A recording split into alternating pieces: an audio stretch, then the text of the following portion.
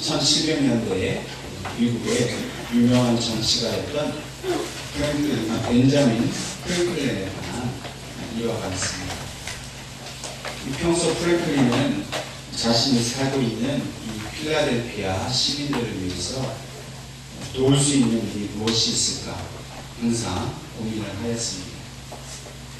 그러던 중 어느 날 이 프랭클린이 아름답고 좋은 등 하나를 준비해서 집 밖 문 밖에 선반을 만들어 두고 그 등을 그 선반 위에 올려두었습니다.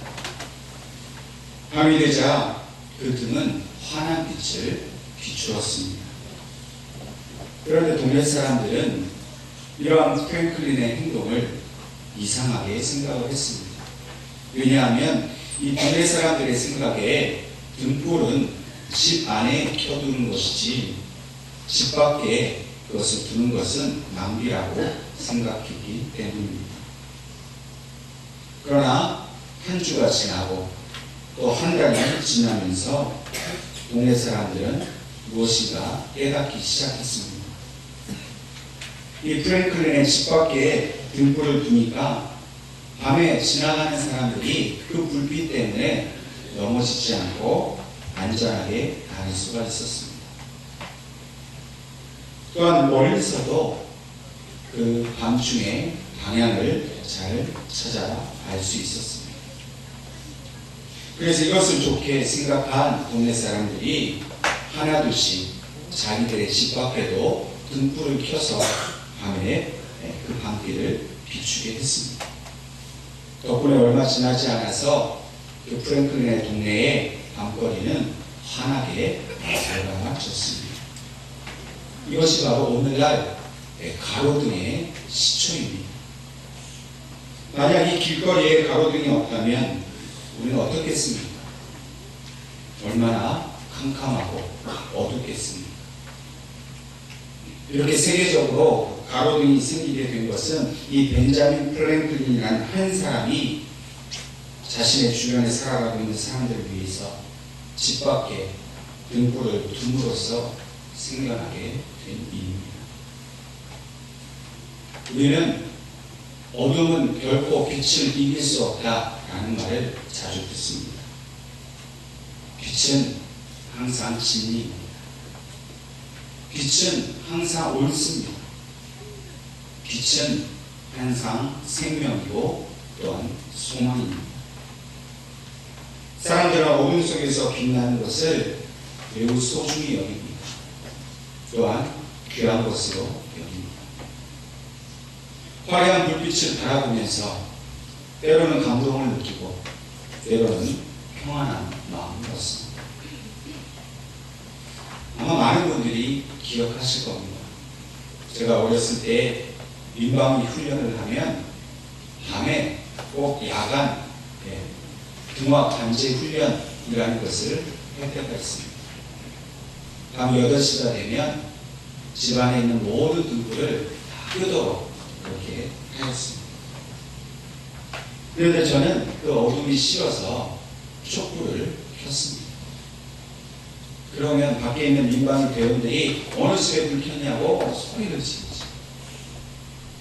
그럼 저 놀라서 커튼을 다 치고 그 촛불이 바깥으로 새 나가지 않도록 하였습니다.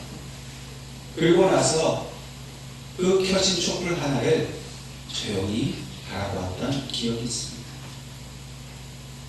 그 촛불을 보고 있으면 왠지 마음이 차분해졌습니다. 어둠의 두려움보다는 따뜻한 마음이 들었던 그런 좋은 기억이 제게 있습니다. 아마 여러분들도 마찬가지일 거라고 생각합니다. 어둠 속에서 켜진 그 촛불 하나에 대한 좋은 추억이 아마 여러분들에게도 분명히 있을 겁니다.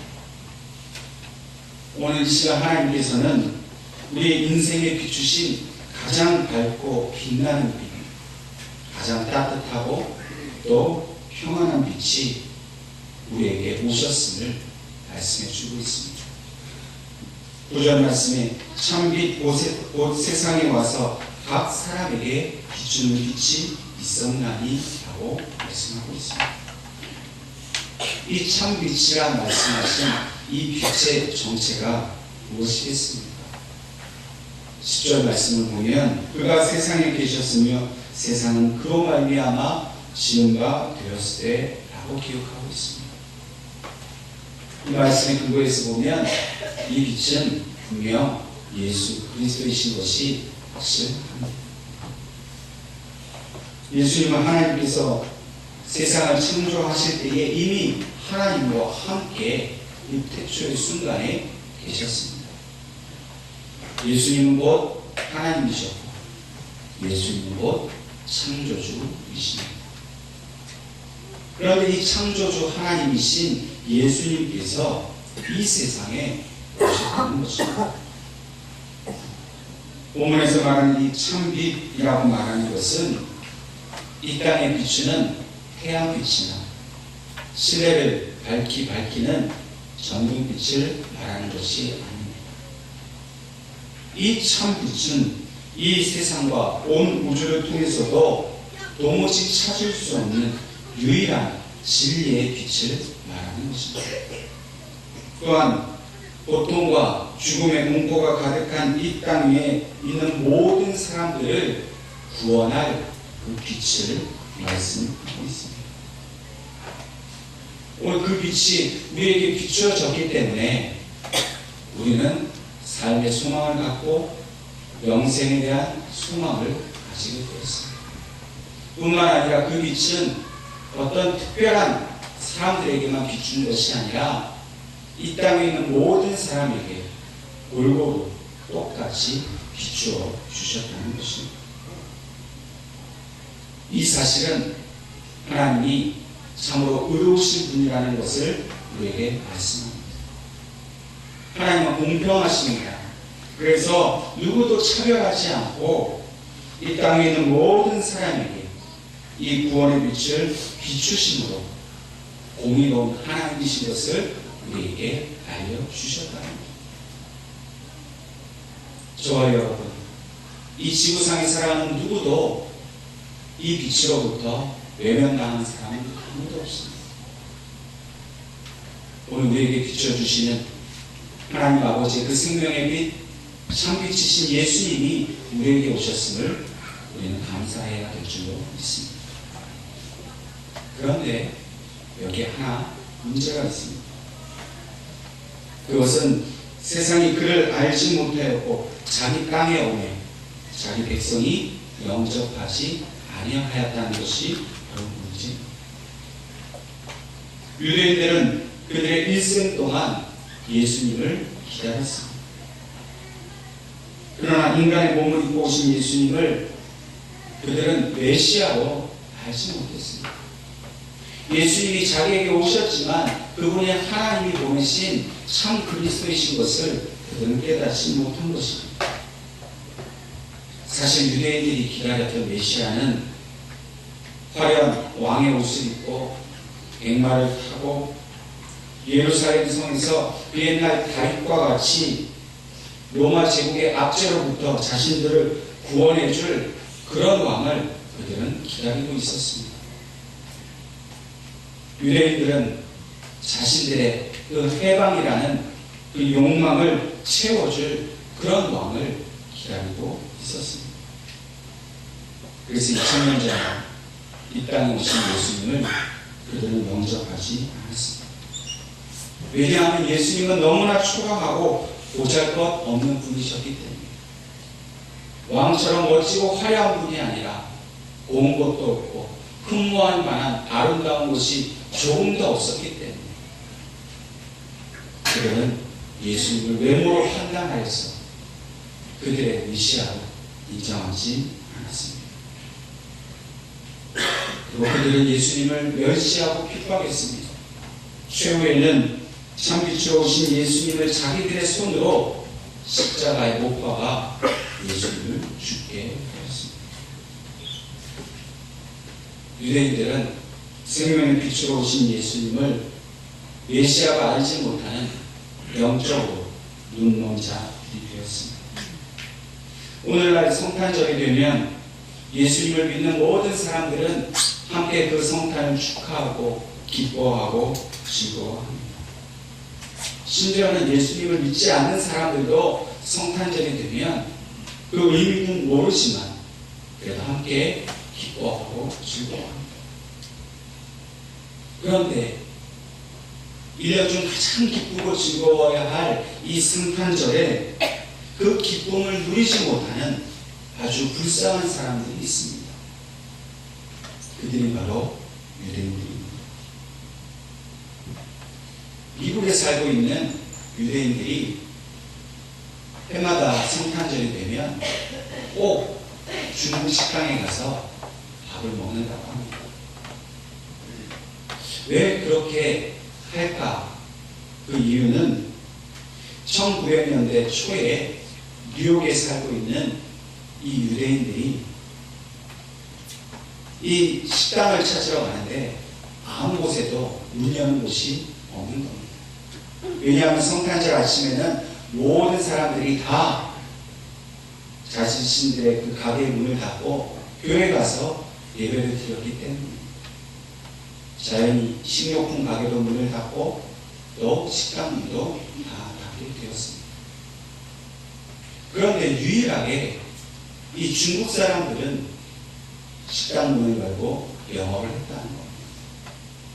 중국 사람들은 돈을 벌기 위해서 일요일도 쉬지 않고 식당 문을 열었습니다. 성탄절에도 쉬지 않고 문을 열었습니다.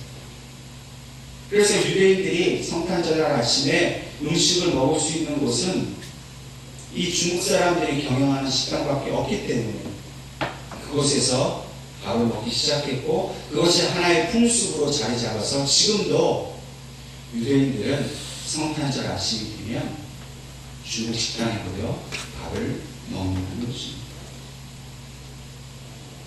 예수님께서 이 땅에 생명의 빛으로 오신 것을 알지도 못하는 이 유대인들은 예수님의 성탄절을 기뻐하지도 못하고 이유도 모른 채 중국 식당에 앉아서 밥을 먹고 있는 것입니다. 그들은 이 세상에서 가장 성공한 민족입니다. 가장 돈이 많은 민족입니다. 초강대국이라고 하는 미국 사회를 움직이는 것이 바로 유대인입니다. 엊그제 미국 대통령이 이스라엘의 수도로 예루살렘을 인정해서 지금 전 세계가 발칵 뒤집어졌습니다. 그렇게 미국 대통령이 할 수 있었던 그 뒷배경에는 바로 유대인들이 있었기 때문입니다. 그렇게 세계를 움직일 만한 위대한 민족이 되었지만 정작 그들은 이 땅에 있는 어떤 민족보다도 가장 짙은 어두움 속에서 그들은 살아가고 있는 것입니다. 오늘 우리 대한민국 또 이 자리에 계신 저와 여러분은 유대인들보다는 더 뛰어나지 못할지는 모르지만 그들보다 돈이 많지는 않을지 모르지만 그들보다 정치적인 힘은 약할지 모르지만 그러나 우리는 결코 유대인들처럼 어둠 속에서 살아가지 않습니다. 왜냐하면 우리는 생명의 참빛이신 예수님을 이미 영접했기 때문입니다. 12절과 13절 말씀에 영접하는 자 곧 그 이름을 믿는 자들에게는 하나님의 자녀가 되는 권세를 주셨으니 이는 혈통으로나 육정으로나 사람의 뜻으로 나지 아니하고 오직 하나님께로부터 난 자들이라 말씀하십니다. 원래 유대인들은 자신들만이 하나님의 자녀라고 주장했습니다. 그래서 다른 모든 민족을 배척합니다. 멸시합니다. 전쟁을 불사하고 사람을 죽이는 일도 두려워하지 않고 자기들의 하나님의 백성이라고 그렇게 당당하게 살아갑니다. 그러나 하나님께서는 오늘 말씀을 통해서 하나님의 자녀가 되는 권세는 유대인들이 아니라 오직 예수 그리스도를 영접하는 모든 자에게 주시는 것이라 말씀하십니다. 예수님을 참 하나님의 아들로 믿는 자에게 그 권세를 주셨다고 말씀하십니다. 바로 오늘 이 자리에 계신 저와 여러분에게 하나님의 자녀가 되는 권세를 주셨습니다. 혈통으로는 유대인들이 아브라함의 자손이요 다윗의 자손이지만 이제는 혈통이 아니라 오직 믿음으로서만 하나님의 자녀가 되는 길을 열어두셨습니다. 누구든지 예수님을 믿기만 하면 혈통이 어떠하든지 민족이 어떠하든지 하나님의 참된 자녀가 되게 하시고 그 자녀가 되는 권세도 우리에게 주셨다는 겁니다. 이 권세라는 말의 헬라어 원어는 엑수시아라는 말입니다. 이 말은 능력, 권위, 자유 이런 말들로 해석이 될 수 있습니다. 그러나 이 엑수시아라는 말을 좀 더 깊이 들어가서 살펴보면 이 말은 하나님께서 그 자녀에게 위임해 주신 능력이라는 뜻을 갖고 있습니다. 여러분 위임장을 누군가에게 써줘 보시거나 또 위임장을 받아본 경험이 있으실 겁니다. 그리고 위임장을 받은 사람은 위임을 해준 사람의 모든 법적 권리를 똑같이 가지게 됩니다. 다시 말해서 이 땅 위에서 우리는 하나님 아버지와 똑같은 권세를 가지게 되었다는 겁니다. 하나님 아버지께서 모든 어둠의 권세를 굴복시키신 것처럼 오늘 그 위임을 받은 그 권세를 위임받은 우리도 이 땅에 있는 그 모든 어둠의 권세를 굴복시키는 능력을 그 법적인 지위를 우리가 받게 되었다는 것입니다. 세상 사람들은 어둠의 권세 앞에 굴복하는 사람입니다. 왜냐하면 그들에게는 어둠의 권세를 이길 그 권세가 없기 때문입니다. 그래서 그들은 절망과 실패와 죽음과 질병 앞에 날마다 두려워 떨고 살아갑니다. 그러나 오늘 저와 여러분 하나님의 자녀가 되는 그 엑수시아 권세를 가졌기 때문에 세상 사람들이 두려워하는 그 모든 두려움을 이미 이긴 자가 되었다는 사실을 우리는 기억해야 될 것입니다. 우리는 이미 예수 그리스도와 함께 우리 인생에 다가오는 모든 어둠의 권세를 이긴 자가 되었습니다. 어둠은 결코 우리를 짓누를 수가 없습니다. 그런데 문제는 우리는 이 권세를 가졌음에도 불구하고 이 권세를 누리지 못하고 살 때가 있습니다. 고난이 오면 당황합니다. 문제가 생기면 두려움에 빠집니다. 물론 우리는 기도합니다.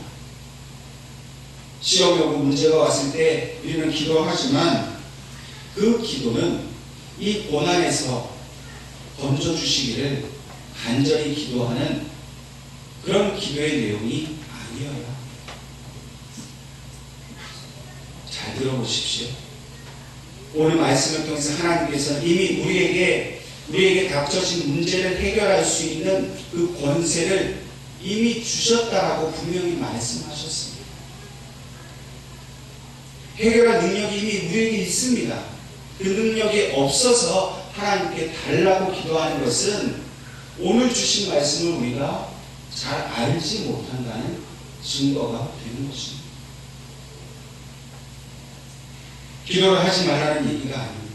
기도를 하는데 그 기도는 내게 지금 닥쳐진 그 문제를 해결할 능력을, 그 믿음을 나에게 주신 것을 감사하는 기도가 되어야 한다는 것입니다. 능력이 없기 때문에 달라는 기도가 아닙니다. 이미 주신 능력 가운데 하나님이 함께 하셔서 지금 내가 당하고 있는 시험과 문제를 이길 수 있는 믿음이 내게 있음을 하나님 앞에 감사하는 기도여야 한다는 마치 어린아이에게 부모가 이미 돈 10,000원을 쥐어줍니다. 가서 마트에 가서 너 먹고 싶은 거 사 먹으라고 돈을 10,000원을 쥐어줘서 보냈습니다. 이 아이가 그 마트에 가서 손에 돈을 쥐고도 내게 돈이 없으니 돈 달라고 엄마한테 떼를 쓰는 것과 같다는 겁니다. 이미 부모는 돈 10,000원을 줬습니다. 가서 그 돈에 해당되는 값어치를 주고 자기가 원하는 것을 사서 먹으면 됩니다. 마치 우리가 그렇게 살아간다는 거예요. 하나님은 예수 그리스도를 우리가 영접하는 순간 하나님의 자녀가 되는 권세, 모든 어둠을 이기는 권세를 이미 우리 손에 쥐어주셨습니다.